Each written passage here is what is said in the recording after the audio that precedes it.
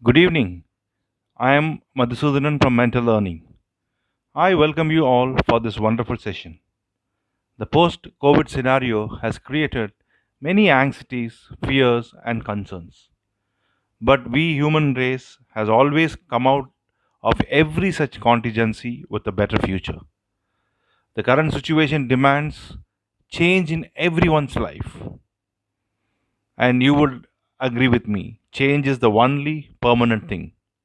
The post COVID landscape is really a big change for us to handle, and everyone is quite interested to know that. How can we thrive in the new normal? Is what the webinar is all about. It's my pleasure and privilege to introduce the speaker for the evening, Mr. Desika Mani, also called as Money in Corporate. I can see a lot of familiar faces in the audience. So, as usual, I always want to kind of start any learning journey, and this is a satsang where we're all together discussing things, trying to kind of find some insight for ourselves. So, I will start with the three tenets of any learning journey. Asatoma Sadgamaya, from untruth to truth. And I now translate it as from one truth to another, from the normal to the new normal. Tamasoma Jyotirgamaya, from darkness to light. And I change it now as from one light to another light, normal to new normal. And Mrityoma Amridam Gamaya, from death to legacy, from a form of death to renewal of life or a new lease of life. So let's start with a prayer that we get something interesting out of this whole session. Now, before we move on, I just want to familiarize you with this environment. On the left of your screen, you will find an option called questions. And you can click there and then post your question. I will be able to see your questions. Keep posting your questions and I will address them one by one. I have the option of picking the question, projecting it on the screen and addressing it. So I will do that. The second option that you will find is, called polls. So I intend launching some poll, and when I launch the poll, you can respond to it. There are some different kinds of polls. One poll is, where you can click on one option out of multiple choices. Another option is you can just type in what you want to type in there. So I hope you will be able to use these two options effectively. So let's move on, and I would kind of like to get on with the whole thing. I'm going to do a little screen share, and you will see my video pane at the bottom of the screen as well.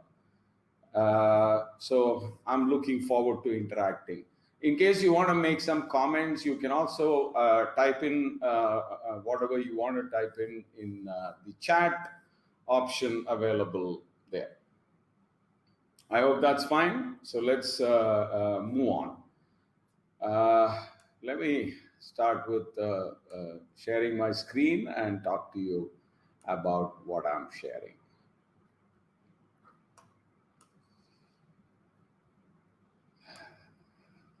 Are you able to see my screen? Yes. Okay, great. All right, so let's start with the premise. As I was getting ready for this session about 15 minutes ago, I just began doodling, and here is what I drew for you guys. This is my gift to you. And I kind of became a cartoonist, self-taught cartoonist in the last 60 days. If you can see the screen, why don't you read the cartoon? This is like a Rachel character, an Indian Rachel character. And this girl is asking the corona, look at these poor guys. Why do you scare them like this? And the corona is responding, who's scaring them? I'm not. I just want you to know me, and I'll be with you for a couple weeks and vanish. And the Rachel character says, huh? No, I don't know. I think to me this represents the reality today. However, the Corona times, COVID crisis, whatever you call it, I'm actually sick of talking about the COVID times. But let me look at what we are looking ahead. Now, the landscape was already VUCA, as they call it, volatile, uncertain, complex, and ambiguous, but it has become more VUCA than before. And the chunk of millennials who are part of workforce, okay, is increasing. I mean, people born after 1995 who are getting to be part of the workforce. Okay, I mean, we're talking about 25-year-olds, and actually people born after 2000 are beginning to get into the workforce, particularly in the BPO landscape. In fact, I was stunned to realize that Deloitte India's workforce has more than 80% millennials. Now, more are going to come in, and many are already part of it.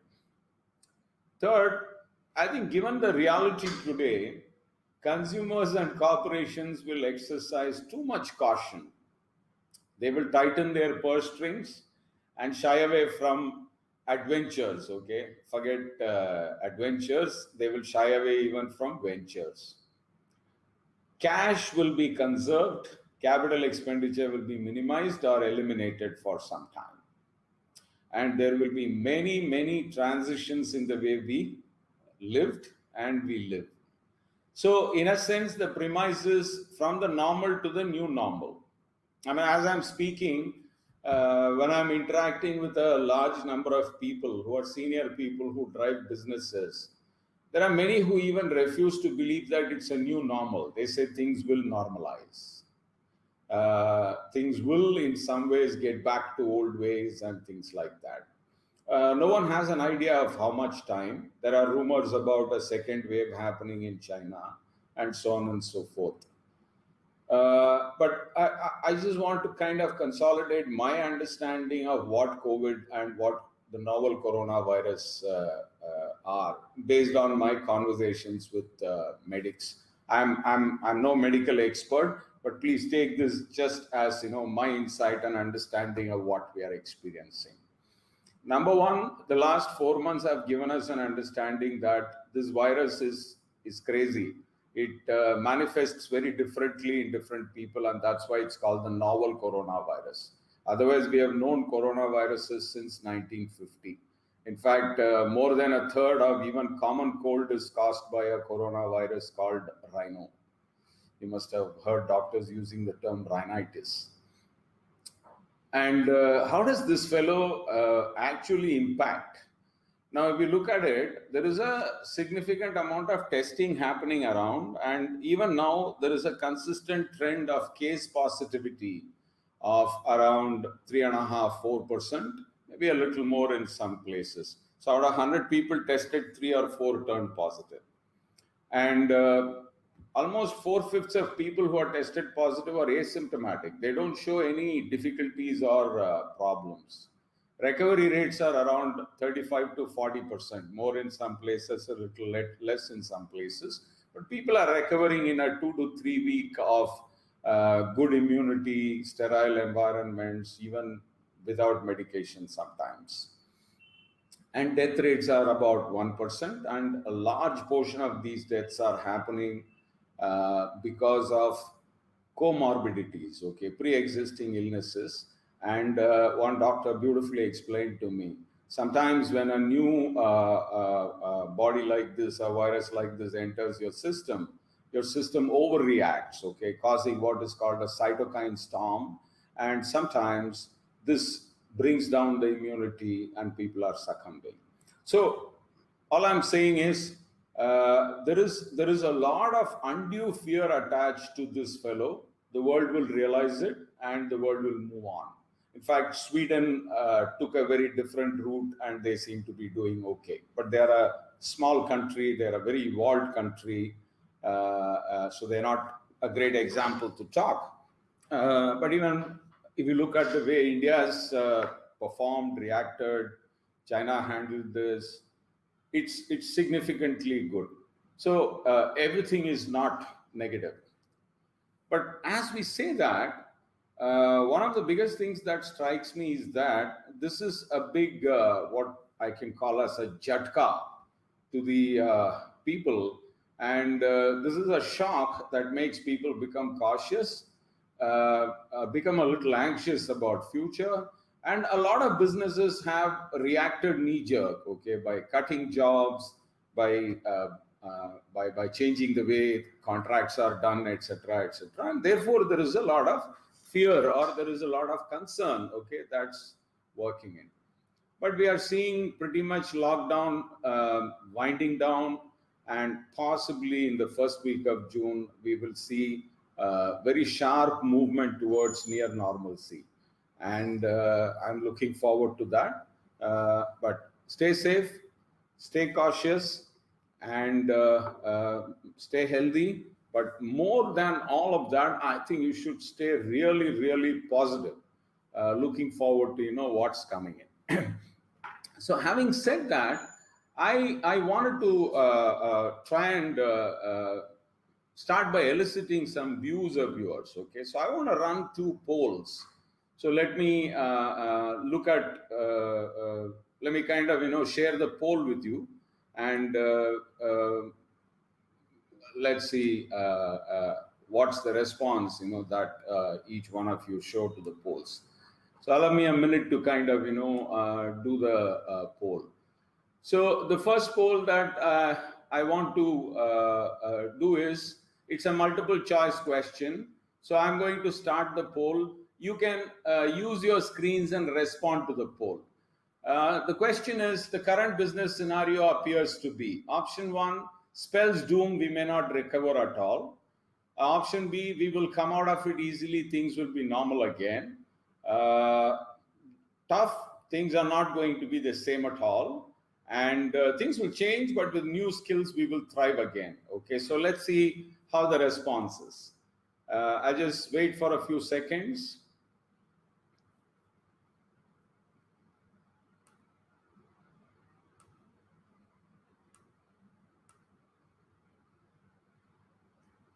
Okay, so we have about 39 attendees, and let me see. Wow, 33. A few seconds. Can I see people? Okay, okay. So let me show the result to everyone. I'm sure you would have guessed it, and you are people who are positive who come into this session. And therefore, let me show the result to each of you. Can you see that? Now, overwhelming 94% of you say things will change, but with new skills, we will thrive again. And wow, 34 people have answered out of 39, okay? And 6% of you say tough, things are not going to be the same at all. And I see now 3% saying we will come out of it easily, things will be normal again. Wow, we have some very positive people in our midst. One vote out of the 35 for that. That's wonderful. Great. So let me go ahead, and I think I'm going to make you flex your muscles a little more. Okay, so one more quick poll. Let me start the next poll. I just want you to type in whatever you feel. What are some things you anticipate will change in the post-COVID landscape, the new normal? You can look at what will change at work, what will change at home, what will change by and large at society. Oh, okay. So Ajita K says digital world. Okay. So I will show you the results. Just go on typing a few some about 15-20 seconds, okay, for you to respond.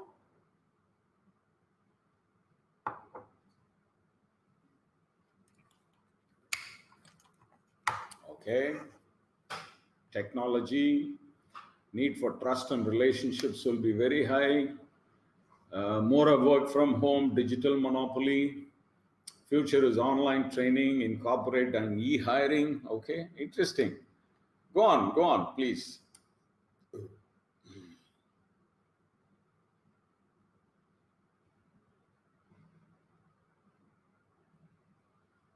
Right.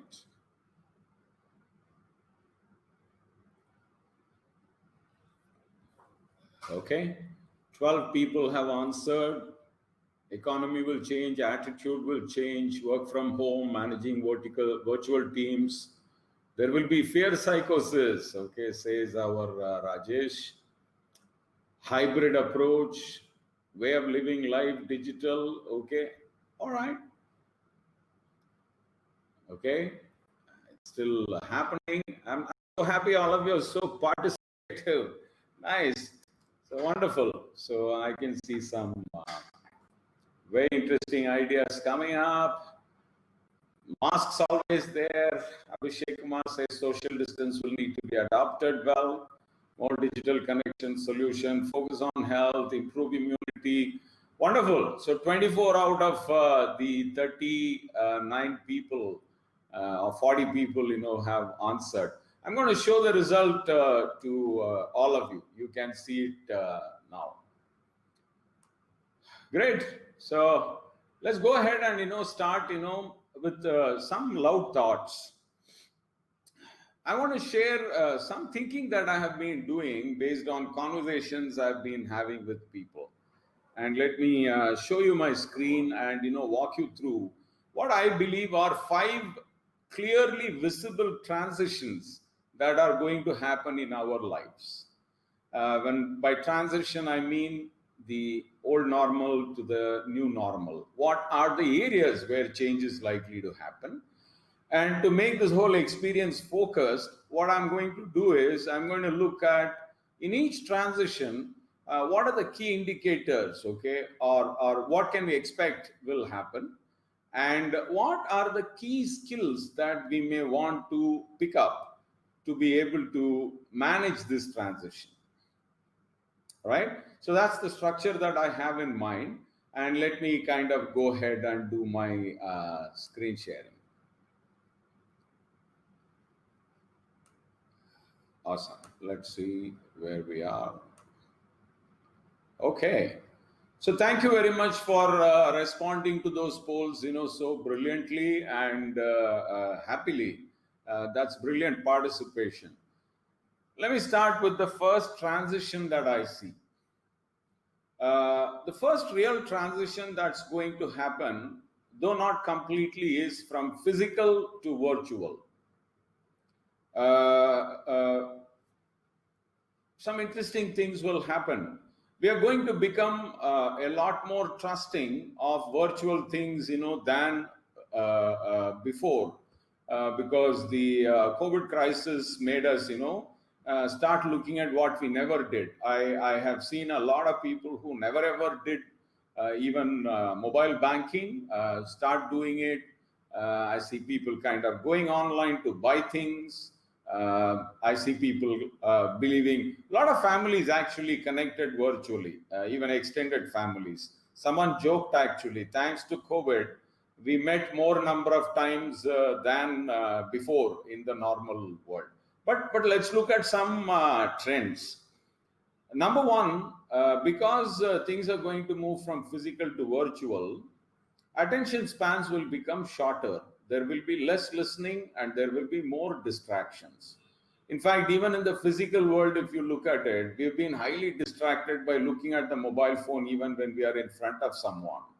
Now, because it's virtual, attention spans will become really shorter. When people say, okay, I've got you, you can't really be sure. Second, because things are going to be impersonal and a lot more virtual reaching out is going to happen, we will really get lost in the clutter. There will be too much clutter. And we will need to become more focused, objective, and creative to draw attentions from others. This, I think, is going to be the first transition that will kind of hit you on your face, truly. And what are the key skills that you will need really? Number one, almost communication digitally. So you will need to learn to do digital communications. It's not like, for example, I see a lot of people typing in emails, typing in WhatsApp messages without paragraphs, using too many of these acronyms and short forms, etc., etc. You need to be very mindful of how you will do the digital communication. Number two, in the past, we have all been doing digital communication, not really mindful of the physical others while doing virtual communication. Now, you may want to imagine how that person could be, what that person could be doing now. So, should I slow down or should I kind of be more focused? What should I present early and what should I present later? How do I become very mindful of time and therefore, ensure that in the shortest possible time, what is it that I can give and imagine what people are doing. And the third key skill is you have to become versatile with multiple modes of reaching and interacting. I don't think people will give you much choice today about what form of virtual contact that they want to establish with you. If someone says, hey, I want to connect you on Zoom, and someone says link, and someone says Teams, and someone says go to webinar, okay, and someone says let's do a hangout, okay. I don't think you will have the option of saying no. You will want to learn how to kind of deal with this effectively. Maybe just go and start experimenting with how you will do these things. Now, this I think is going to be the first serious transition that will happen. Probably the most impactful, visible, and orchestrated transition that you will see. The second important transition that I'm going to see or I anticipate is loyalty to value. Customer behavior is going to transition from loyalty to value. Customers will resist their inertia to go with known sources and start exploring for value seriously. Because what happens is when you have much physical option, you thought, why should I take risks? And therefore mitigating risks means going with known sources because we will see each other a lot. And therefore that person will want to be morally obliged to you. But I think that scenario is going to go away. And we are going to possibly see people becoming comfortable in exploring for value seriously from online sources and so on and so forth. Second, we will get lost in the clutter. This I told you earlier. And communication storms that will create customer fatigue. So you can't be sure, okay, of how much people will see what you are sending. You got to really become more focused, objective, and creative to draw attentions from others. This is going to happen again. Now, what are the key skills that I see you here? You can see some overlapping of skills. One, like I said earlier, becoming versatile with multiple modes of reaching and interacting. I heard one of the Kirana store guys who was close to me calling out to his customer. His customer called him on the landline, as she usually does. And this fellow, quite very unperturbed, he responded, "Madam, why should you call me like this? It's taking a lot of time for me to take your order. You must be using WhatsApp. Why don't you send me your order on WhatsApp and I will kind of tell you when I will deliver immediately. And I'll keep you updated on when do that." This is a Kirana store guy with a 150 square feet space of stocking. I was amazed. I mean, people adapt quite fast. The second, I think this is a far more critical skill. Anticipating what value means for the customer from her perspective, not based on what we have to offer. Historically, even in physical days, this held good, but we kind of were very dogmatic and complacent about it. So we felt, if we shout aloud what we have and what we think, is the way we impact people, they will somehow be interested, and there was a probability that they would like it. So this is a second transition: loyalty to value, customer behavior. I will make sure that the slides as well as a recording of this webinar reaches you, so you can pay attention and think and happily engage in the conversation now. And in about 10 minutes, I would have gone through the rest of the transitions, and I think we can have questions and do some interaction seriously.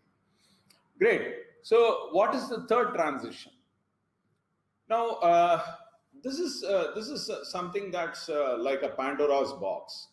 It's likely to blow up seriously now. For example, everything will almost become variable cost for companies. No one will want fixed costs. So pay for the task, pay for the use, pay for now. And contracts will become shorter in term, ruthless in terms of separation and liabilities.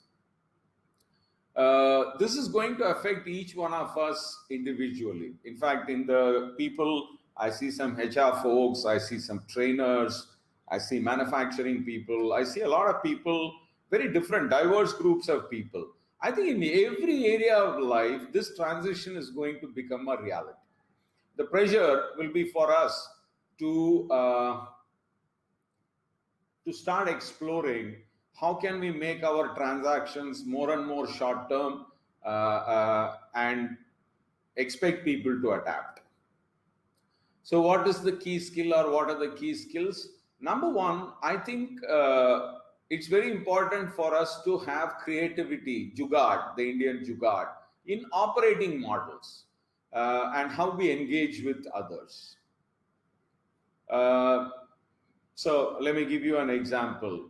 If you were talking about very, very risk mitigated ways of engaging with people, for example, you say, I will give you some material, you use it and you pay for me, even before you realize value. So expect the customer to come back and say, all right, if you think your material will give me something, some benefits, why don't I pay part of it now and part of it when I get the benefits?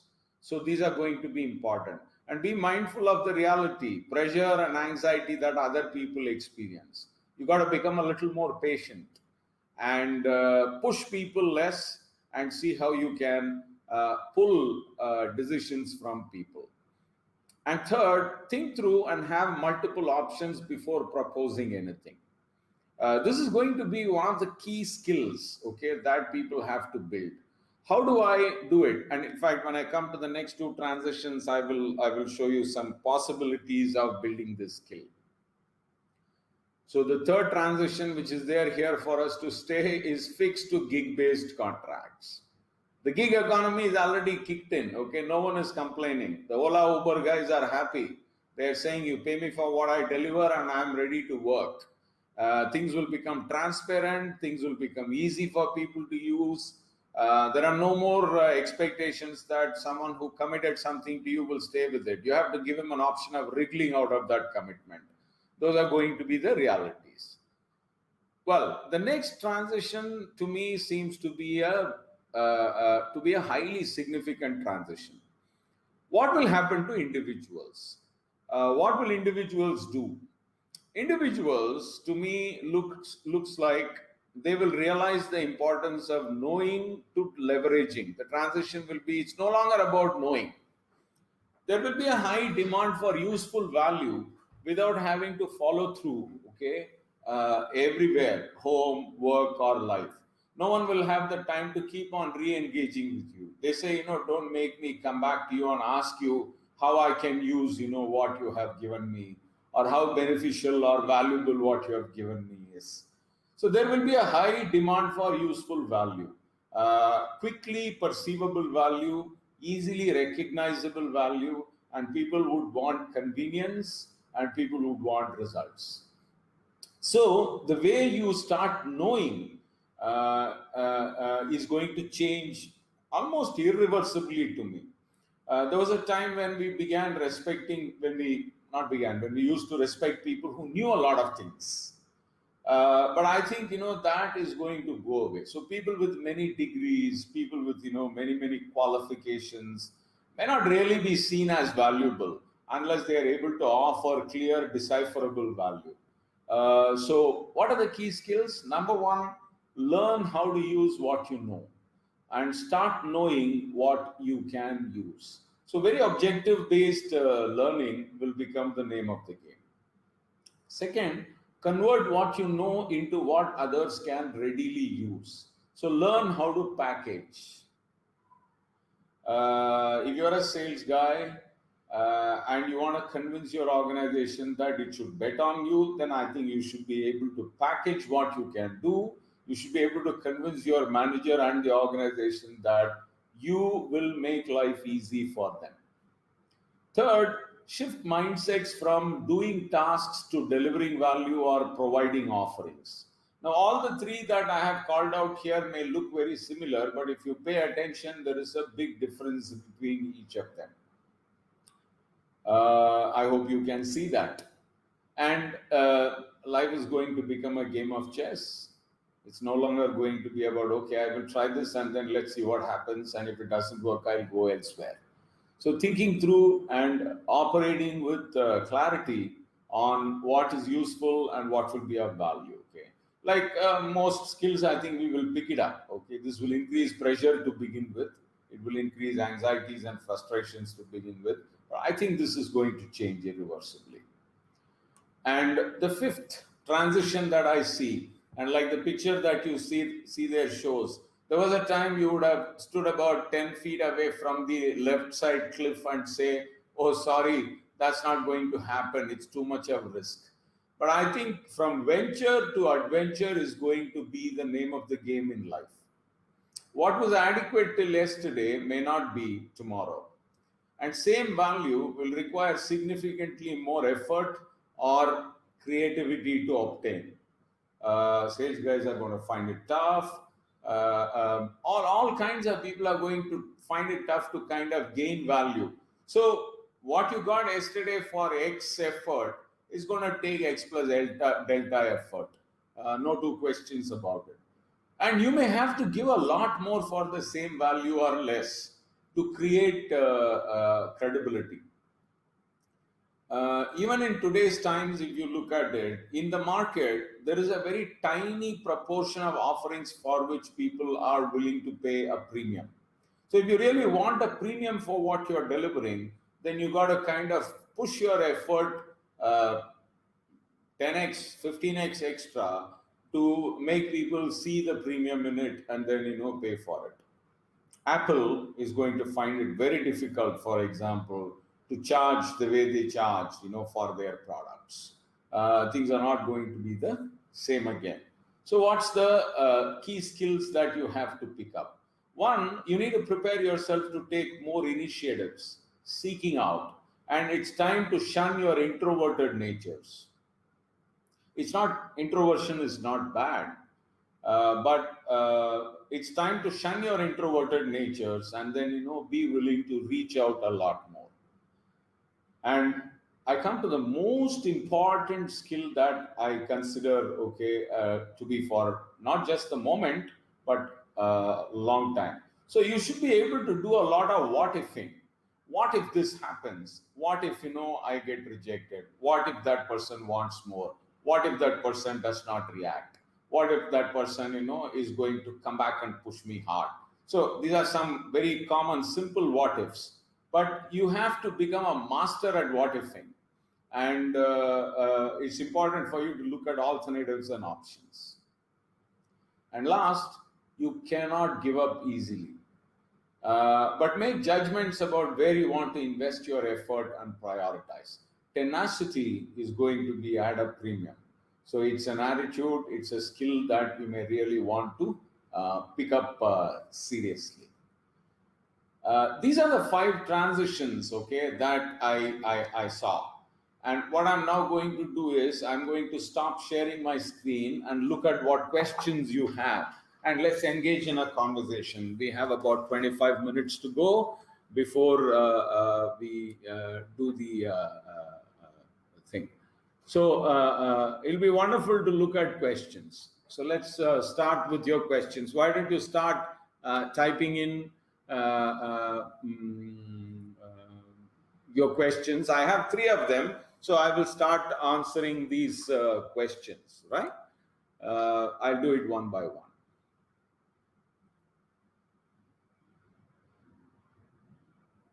All right. So let me project the first question. Venkata Subramanian asks an interesting question, and I'm going to project the question. Yeah. So I'm sure you can see the question. Options may be more, but in a virtual world, known sources will be more reliable than unknown sources. Oh, I entirely agree with you. That's the conventional mindset. But you're going to be tested now. You're going to be seriously tested because people will want to explore the unknown sources. This is akin to the way how brands work.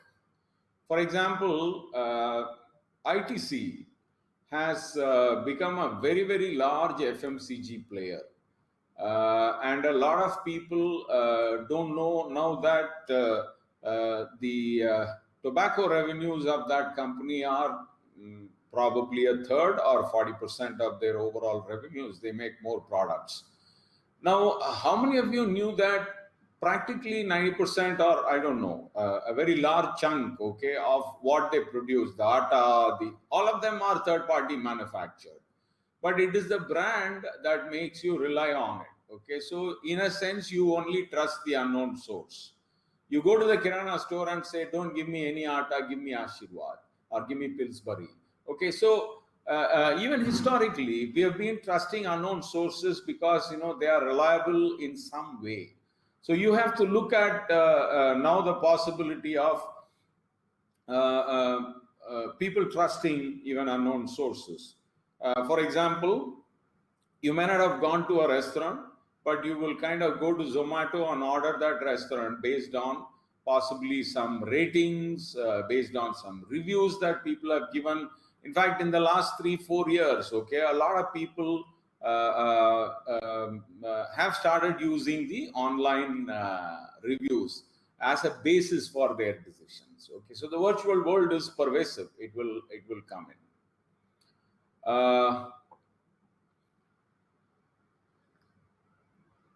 Sundarajan asks, does transition 3 means more outsourcing in the expert space? 100% Sundar. By the way, hi, it's been a while since we connected, Sundar. 100% it's going to be more outsourcing in every space, even the expert space. So you got to start preparing for, there was a little, there was a bit cocky attitude that experts had.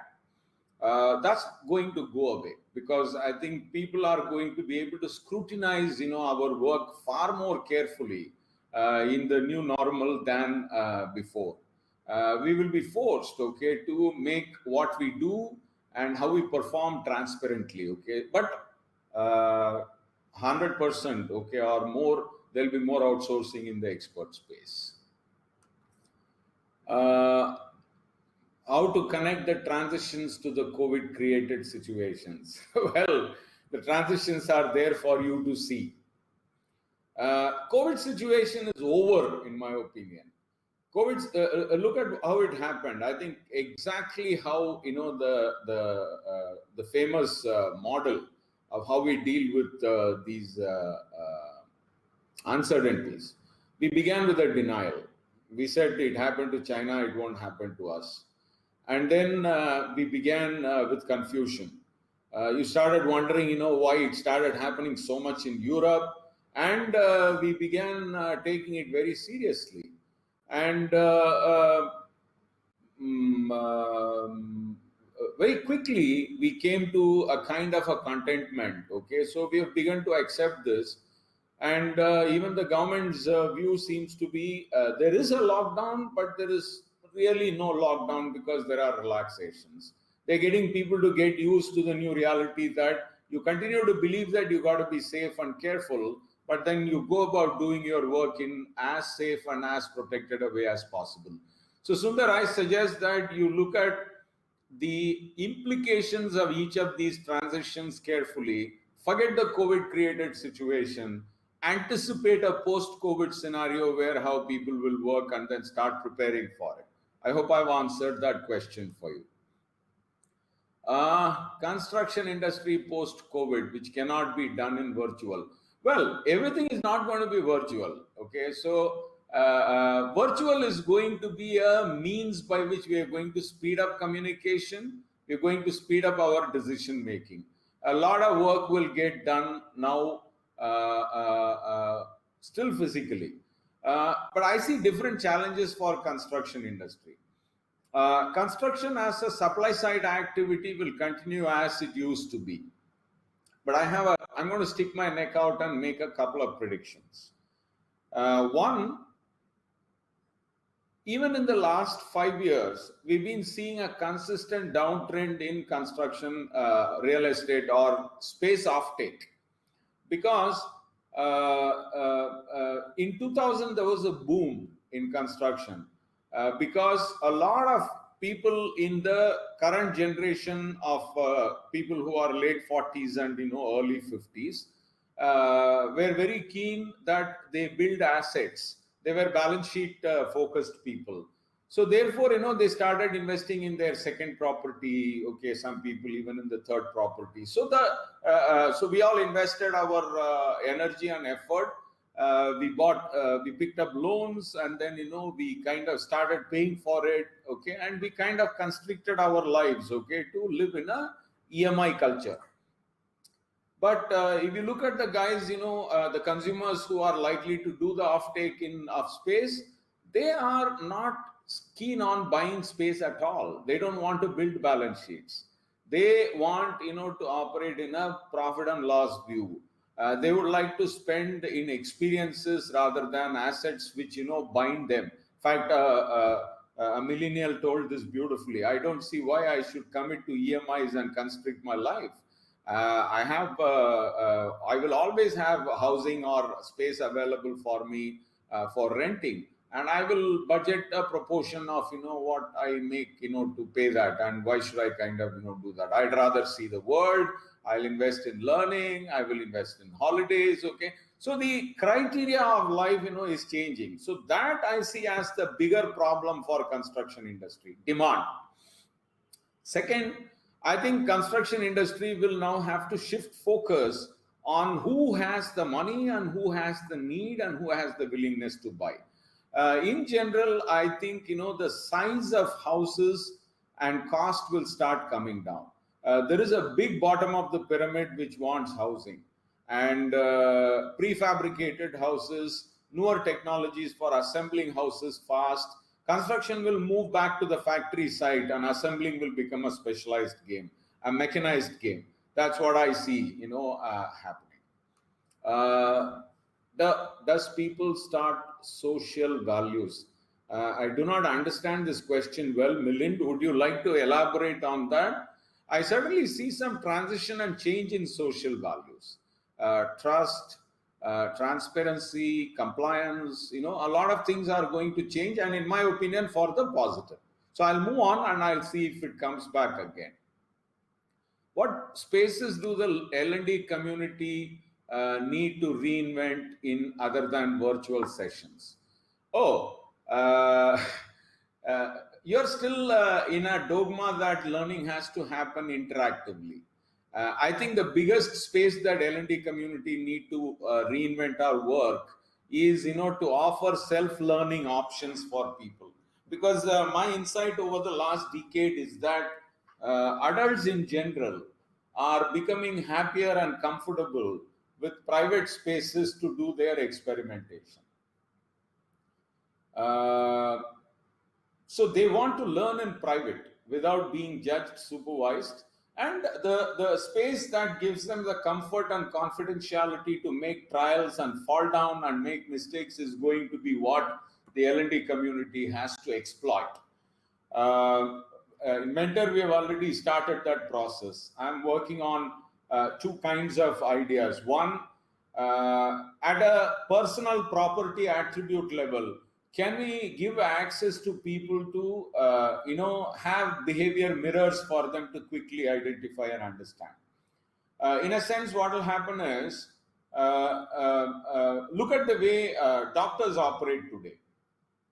Every time I meet a 60-plus-year-old doctor, he cribs about how the value of clinical diagnosis has come down because the current generation doctors want data and they have their algorithms to respond based on data. No one is really kind of, just feeling your pulse, okay, and I don't see a doctor spending more than 5 seconds with a stethoscope nowadays. Earlier, it would be at least a good 1.5 2 minutes, and that guy would make so many diagnostics based on that. And I don't think they would push you to a lab, easily. So I hope you're getting where I'm coming. So, like how diagnosis is becoming more algorithm based, learning will also become more and more algorithm based. Okay, and one of the big gap that I see the L&D community not having addressed, for a while, is offer authentic research based solutions to people. Get more scientific about what you say is your prescription, and have the conviction and data to prove that that prescription has a very high probability of working. I think that's my answer, Nandita. I hope it was okay. India versus China for manufacturing for the world. Wonderful question, Gautam. I think I have to be God to answer this question. But let me kind of stick my neck out and give you my hypothesis. China is a 50+% export economy, and with a savings rate of almost 50+%. Their people save a lot of money and give their government a lot of leverage. And China therefore built tremendous capacity and invested all over. What is going to happen to China, in my opinion, is that the world is quite upset with China. They have kind of gone light years back in terms of the reliability and trust the world, even earlier I didn't think they have. But the world was completely greedy and caught up with the cost arbitrage that China could provide. But today, I think, there is a bold decision that many people are taking to say that, well, it doesn't matter what cost, we will go to a more transparent and reliable place. And people, particularly the West, Europe and United States, seem to be now of the opinion that they have created a monster in China. I think they are diplomatically and effectively wriggling out of that scenario. And therefore, a lot of manufacturing that China does, apparently around 2/3 of China's exports are to the West, US and Europe. And big bulk, probably, I have to make a guess here, about 3/4 of that would be manufactured products. And I think that is going to kind of move towards, in my opinion, about 5 countries, a bulk of it. India, Vietnam, Malaysia, Thailand, Indonesia. So I think, a lot of business will move towards us. But are we ready? A lot of my friends in the industry say we are absolutely not. We don't have the capacity. We haven't invested in technology. And I'm expecting the government to stimulate that seriously. It's not enough to do rhetoric on Make in India. We have to create some outstanding infrastructure, for people. And I'll give you one example that will convince you that this could be reality. Two. One, a friend of mine who is the CEO of a technical products company says his customers in Europe and Middle East are willing to kind of give approvals to him in 48 hours, whereas it used to take a year earlier. And they want him to block capacity for months at 3x prices, okay, that they were getting earlier. So that gives me confidence. Second, if you look at small and medium enterprises, so I know a company which makes motors, and I'm told that, in the last 45 days, they can't sleep because if they have to fulfill all the RFPs, request for proposals they are getting from Europe and US, they will have to increase their capacity 5x. So there is a lot of hope, and I think India will emerge the winner if we apply our minds effectively and then start moving on. Great. How will people handle the opportunity by looking themselves not as a SME but a gig? Well, whether you are a gig or a SME does not depend on how you view yourself, Colonel. It is about how the customer views you. If the customer views you as a gig, then you have no option but to kind of play ball. Manikandan says, what is your advice to the people impacted by layoff now? Well, my empathy is with them. It's not easy, okay, when you are laid off. But my general principle in life is that if you have not thought about tomorrow and if you are not ready for tomorrow today, only you are to blame. So I think it's time for reskilling. It's time to stay down and survive and be positive. You have to accept the reality and show yourself a mirror that I have been laid off because I'm not critical enough. So many people stay happy with being critical enough. I'm using critical enough for the current. Now, when the current changes to a new normal, your criticality goes down, and the one who is less critical is the one who is dispensed with. I hope you read me right. Okay, I don't want to be sounding ruthless, but this is the reality. You have to face this. Colonel Chaubeji is asking, since everything is going to be virtual, what will happen to the social value and ethics? Well, the old order changeth, giving way to new. Social values and ethics changing is absolutely not new to us, and no one has ever been able to predict how it will be. But historically, if you really look at it, look at many parameters. Okay, if I have to look at India between 1975 and now, infant mortality has come down from 24% to probably close to a percent. Average life expectancy has gone up from 47 years to 70, 71. Per capita income has gone up by 4 times. Average number of children per woman has come down to 1/4 of what it was, from 4.2 children per woman to 1.2 children per woman. Number of years that women went to school has gone up from 2 years to 13 years. South of India, practically every girl is a postgraduate. So, and in the last 45 years, if you look at it, I think the oldies have always been speaking about derision of values and so on and so forth. I think your question demands a far more deep answer about how we run our country and how is the politics and what are the measurements of our success as a society going to be.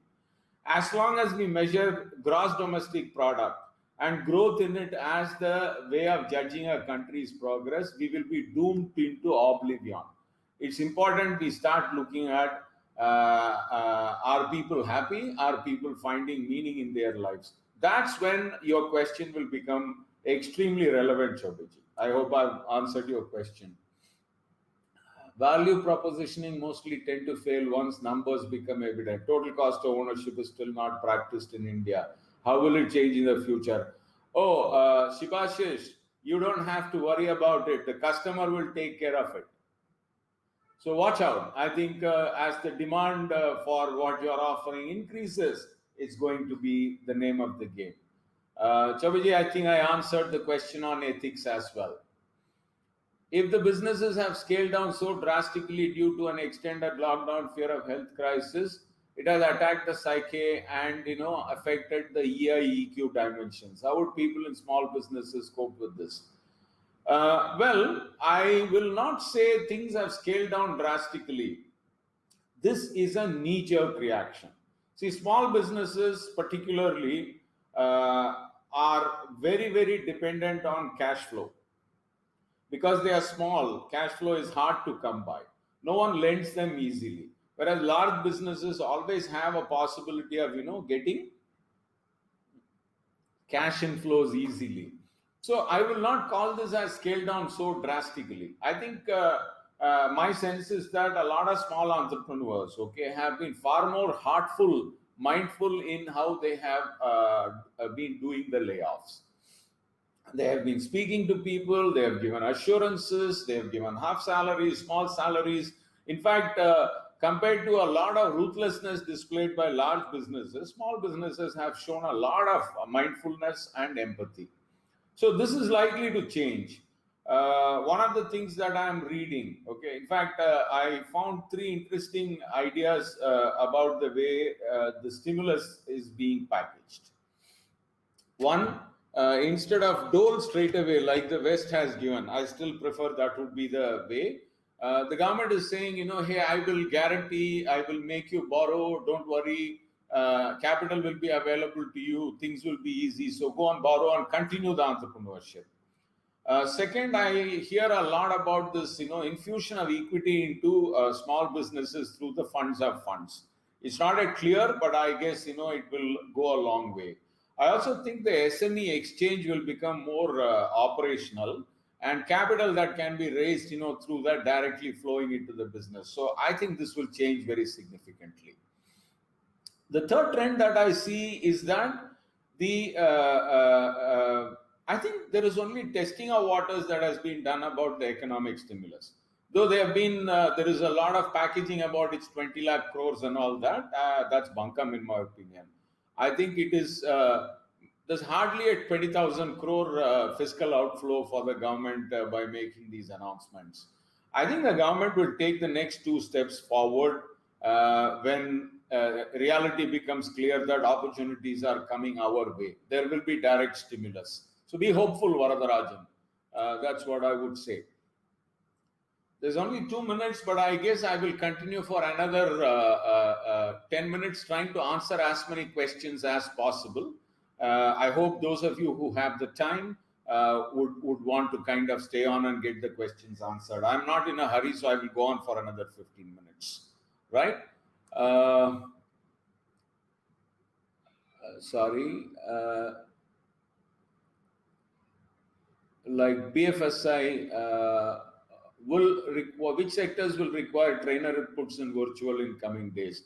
Well, I sense that generally people intensive businesses will take it easily, but even the non-people intensive manufacturing and quasi manufacturing areas will also start depending on virtual learning.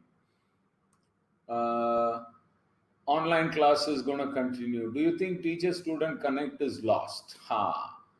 Anuradha, I think it is a given that teacher-student connect is always important. What I'm finding is that one of my friends, Vaidi, runs a company called Classel.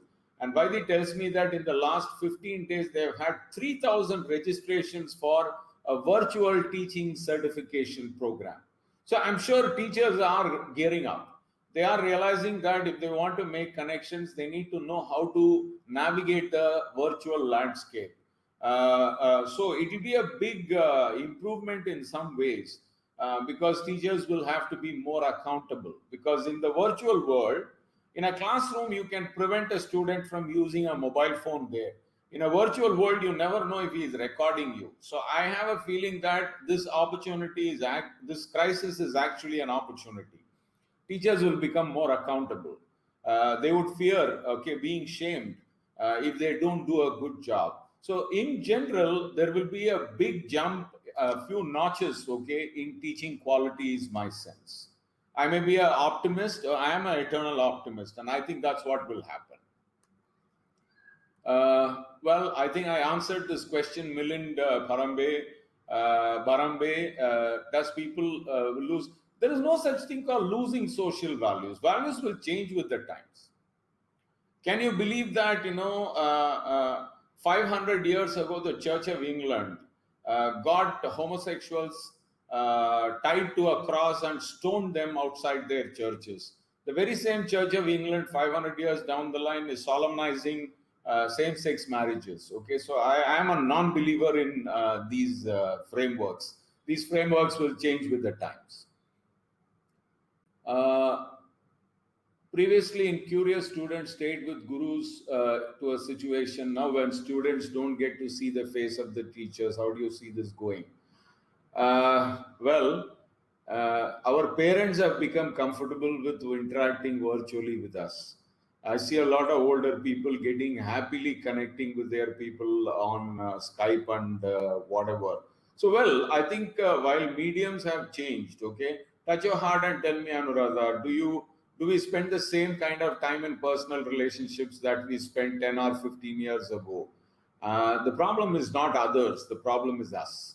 If we want to invest, then I think, we will obviously find ways to it. Instilling morals and ethics, in my opinion, was never about lecturing. It was always about creating experiences, demonstrating the value in reality, and role modeling. I know a lot of teachers, who spoke of very high things, but people disbelieved them because, they found their behavior to be unacceptable. So that's more important, in my opinion. Unsaid stretch in working. How do you see millennials are coping with this fabulously? In fact, they have learned to say no far more easily compared to the cusp generation, guys who are in the 40s and 50s. They are the ones who are finding it difficult to say no and continuing to stretch. So, Prem Kumar, I think take a closer look. You have to be able to tell people what you can and what you cannot. That's the only way to get out of this unusual unsaid stretch. Become confident in what is the value that you offer. Have conviction in what you really want to put in as work. Clarify expectations. For some time, there will be fear of job losses and all that. Therefore, the stretch will continue. But otherwise, I think people will overcome that. Classroom training in corporate will become niche, my dear Kanaya Kumar. It is going to be very, very niche. It is going to be physical, particularly. Virtual classrooms will go on, but physical classroom will be chosen only if there is if the area being chosen and if the interventions are extremely important. Okay, I think Chobeji, I answered that question. People will have the time to self learn. Well, it will become a question of survival. Earlier, you have a very good point, Rajesh. Okay, earlier when we gave handouts during the training, no one read it because they were not accountable for that. I think the way training will be viewed, okay, is no longer going to be about attending. I think it's going to be demonstrable value. Certifications will spike up. Unless you prove, okay, that you have changed, it's not going to be possible. The industry itself, had a very dogmatic and a very suspicious view of virtual learning. Now they will kind of start pushing hard for proven certifications. Okay. What would be your view on the education system? I wish I could answer that question. See, it's a nexus. Teachers, government, they all want to wield power through the education system. So change in education system has hardly come, top down or from the supply end. Change in education system can only come from the demand end. I don't know if you will be happy knowing this. Chennai is the homeschooling capital of the world. Maximum parents, I mean, in proportion in the world, in Chennai, have chosen not to put their children in the schooling system. Are they not fearful? I think they've kind of just let go of the fear and say, I will take care of my child, clearing any gates that the system will impose. So I have a feeling that's the direction in which it will go. The upper middle class will lead the way. And slowly the lower middle class will follow. Who knows? I think there is a lot in store. The sales guys are going to find it more difficult, certainly. In fact, the need for sales guys will come down. Slowly, artificial intelligence will take over. Sales will become a niche function. So if you still want to be in sales, I think it's very important for you to go back to some of the transitions that I shared with you. Can you do what ifing? Can you anticipate? Can you redefine value? Can you get better at communicating value? Those are going to be the challenges. Okay, the answer is tenacity, positivity, and empathy. Sundarajan. Of course, localization will become the name of the game, but I don't know what form it will take. Usually, it takes a reasonable transition for people to start giving up the cost arbitrage and advantage to go ahead in terms of localization. But the current nationalistic fervor in our country looks to me that localization will be on a fast forward mode. I answered this question. Yeah, you're right. CRMs will become more intelligent and they will aid salespersons. In fact, it will be good for the salespersons. A lot of dog work that they did earlier will now be done by CRMs. So it's actually a good thing. But they will anyway be out of sight mostly. There are workarounds happening. For example, even with your social media persona and web meetings that we do, we are able to create impact on people. People start, we can make out the wheat from the chaff. So if you go and look at someone's LinkedIn profile, the content very clearly spells out what kind of a guy he is. Okay, you can make out the quality of that person. Don't ask me how. I'm not going to explain it now. You yourself, have been making judgments carefully about these things. So I think that's the way to go. What I assess from migrant preferring to go back home is everywhere. Do you think IT will expand to smaller cities? Wonderful question, Ajit Kumar Singh. I have a slightly different take on this. If you notice already, the Bimaru states, which have been exporting migrant workers all over, like how Kerala exported their workers, from here to the Middle East, okay, and earned through remittances. That's what was happening internally. What is now going to happen is probably this COVID crisis will push the government to, in fact, most of the Bimaru states are ruled by the ruling party, either in coalition or directly. So my take is that there will be a lot of labor reforms and a lot of FDI will get attracted, investments will get attracted. In fact, Indian industry will go there much more willingly. And all the migrant labor, a lot of it will be attracted back. And the south and west, which are the prosperous regions, will be left without much labor. So we will be forced to change our focus on manufacturing and services from lower value to value added areas. So brighter, bigger, more valuable talent is what will be available in south and west, and therefore the kind of work that happens here will have to change. A lot of mechanization will happen, a lot of automation will happen, and south and west will start shining and continue to produce more value because of the upscaling of what they do. The Bimaru states will become important. I also think that's going to be the only saving grace or hope left for the current government to win the next election.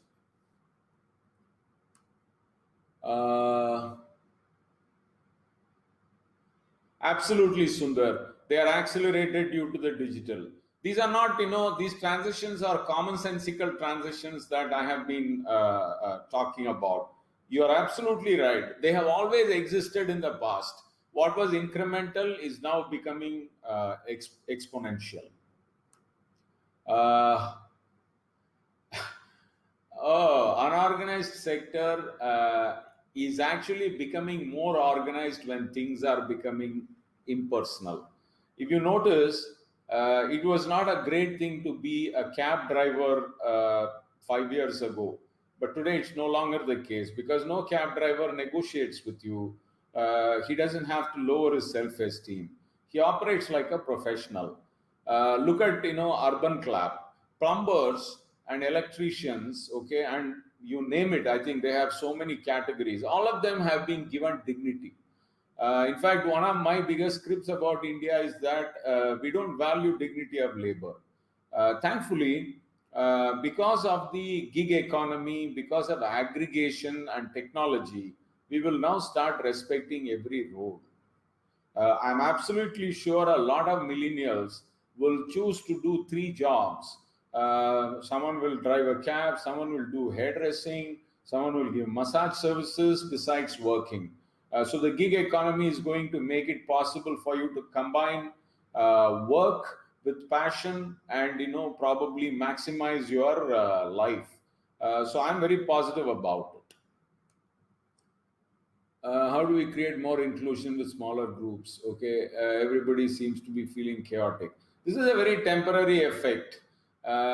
We've all become very comfortable with our WhatsApp world, and if you notice, we become so comfortable that we no longer need physical movements. Diwalis are no longer personal visits to people. Diwalis are video call days now. We've moved on already, Abhishek, in my opinion. Will this push Industry 4.0? Absolutely. The industry is greedy. In fact, they've been waiting for reforms and they've been waiting for the kind of push. It's cruel to say they are happy now. I'm sure they are very upset with what is happening, but they are very hopeful. And the Indian entrepreneur, the Indian business appetite, has evolved. How many of you know that our top big 10 business houses have operations in 50 countries plus? The Indian multinational or the Indian global corporation has already arrived. So I'm very hopeful that this is going to be a great game, okay, to continue. Right? Wonderful. So that kind of brings us to the thing. Can we get a copy of this video link? Yes, there will be a follow-up mail where you will find the presentation and the video link, Sriram Chavali. Thank you very much. I'm so happy that there are so many questions. A big number of questions have come in and answered. I'm so delighted, okay, to have this thing. Thank you very much. It's been a wonderful thing. Are 43 people still there? I'm amazed. Okay. Great show. Thank you very much. Take care and have a wonderful time. Enjoy yourself. Stay positive. Skills for the new normal is going to be the name of the game, and I'm just going to close it with my last bit of recommendation for how you can learn these skills.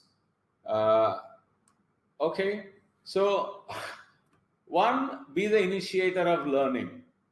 And your learning is going to come largely from yourself.